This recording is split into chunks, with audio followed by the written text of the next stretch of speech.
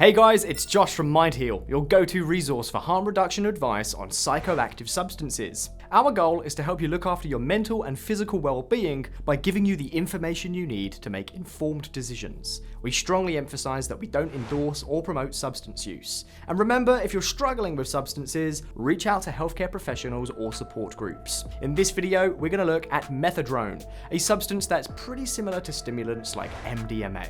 I'll go through what it is, what it does, and how you can stay safe using it. Now, it's more likely you've heard of methadone slang names like drone, MCAT, or meow meow.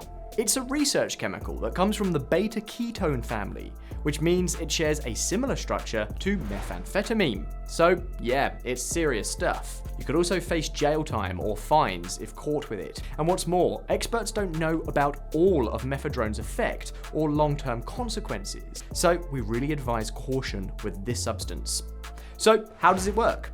Methadone has similar euphoric effects to MDMA, which is why it's often used for clubbing. It can be taken orally, snorted, or injected. When methadone enters the bloodstream, it releases dopamine, norepinephrine, and serotonin, which, in other words, are all feel-good chemicals. They affect the brain's reward centers, arousal and energy, and sociability and mood. Now, although these can be pleasant effects, the downsides are pretty serious. By cranking up these chemicals in the brain, methadone can be really addictive. It can also raise your heart rate and blood pressure to dangerous levels and cause anxiety, fever-like symptoms, and even serotonin syndrome. The most common side effects of methadone include teeth grinding and jaw clenching, paranoia, nasal soreness and nosebleeds, hot flushes, memory loss, insomnia, depression, vomiting, chest pains, skin rashes, and more. There are also other rare cases of serious health issues out there, and people have sadly died from using methadone too. Now, as always, prevention is the best way to avoid health risks associated with methadone. It is best simply to avoid the substance altogether. But of course, if you do decide to go ahead with it, here's how to take methadone as safely as possible. The first thing to do is to educate yourself. Reading up on the effects and risks of methadone, as well as how it interacts with other substances in the body, is vital if you want to have a safe time. There's loads of information online, like websites, blogs, and forums. If you check out the MindHeal website, you'll find a load of useful links there too. Next up, test the substance. After all, I'm sure you've heard the horror stories of people who took things that were lace, or just something else entirely. It can be deadly. That's why using a testing kit is the way to go. These can help you verify the presence and purity of methadone. You can pick up testing kits from harm reduction organizations or online. Some sites that we recommend are narcocheck.com, touch-no.com, and protestkit.eu. Your environment is another important thing to consider. Really, you want to find somewhere familiar and safe before you take methadone. This will help to reduce any risks or anxious side effects. That means no driving and no cycling home.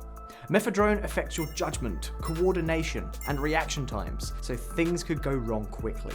The same goes for taking methadone in dangerous locations, like cliffs and rocks or bodies of water. Just stay away to prevent accidents. It's also a good idea to share your plans with friends, ones that aren't taking any substances. They can keep an eye on you to make sure that you don't end up in danger and can help you get home if needed. A little help goes a long way when you're high. Do you know your doses? You should with any substance, but especially so with stimulants like methadone. The best advice here is to always start small. Try out low doses of methadone to see how it affects your body. Everyone's different, so what your friend says works for them might not be the same for you. Bear in mind that the way you take methadone affects how much your dosage is. If you're going to inject it, the dosage will always be minimal. For snorting, it will be slightly larger, and taking it orally usually involves the largest dose. Now, don't confuse this. Your life could be at risk. A quick note here too. Injecting methadone is extremely dangerous and should be avoided at all costs. It increases the chances of you overdosing or getting an infectious disease, makes the high harder to escape, and makes the substance way more addictive. So, how can you make sure that you're getting the right dose? Well, kitchen milligram electronic scales are the best option for measuring methadone. But if you can't get hold of these, there are other options. You could use a hole in a cigarette filter, specialized measuring spoons, or gelatin capsules. But be warned, these aren't accurate methods, just guidelines. The main thing to say here really is don't rely on guesswork. Dosing your methadone by eyesight could easily lead to an overdose. It's also best to avoid combining methadone with other substances. Although it's easily done, a beer here, a joint there for the come down, try to stick to just methadone to avoid a bad experience. Alcohol, for example, increases the neurotoxicity of stimulants. And in general, psychoactive substances tax the body.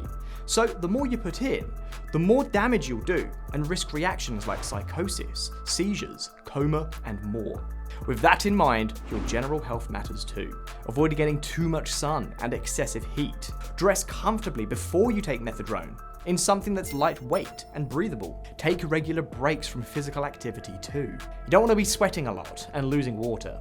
Try and drink small portions of water at regular intervals to avoid both dehydration and overhydration, both of which are dangerous. Keep your electrolytes topped up with fruits and vegetables. It's not always enough to just add electrolytes to your water. Going too hard? Your body might tell you with signs like dizziness, rapid heartbeat, nausea, headache, and feeling excessively hot. If this is the case, cool down, get in the shade, and consider medical assistance if needed. You shouldn't take heat stroke lightly. It can be life-threatening. You'll probably get a come down with methadone too. That's why it's good to avoid using it for a long period of time or repeatedly. To speed up your recovery, get good sleep, eat a balanced diet, stay hydrated, get some light exercise if you're feeling up to it, and practice relaxation techniques such as meditation. Reaching out to friends and family and support groups can also help. So there it is. If you're gonna take methadone, this video should have covered the basics of how to make sure that your experience is as safe as possible. Once again, if you are struggling with methadone or any substance misuse, reach out to healthcare professionals, addiction specialists, or harm reduction organizations. They can provide guidance, support, and resources to help you make informed decisions and address any problematic drug use. Stay safe out there, guys. Until next time.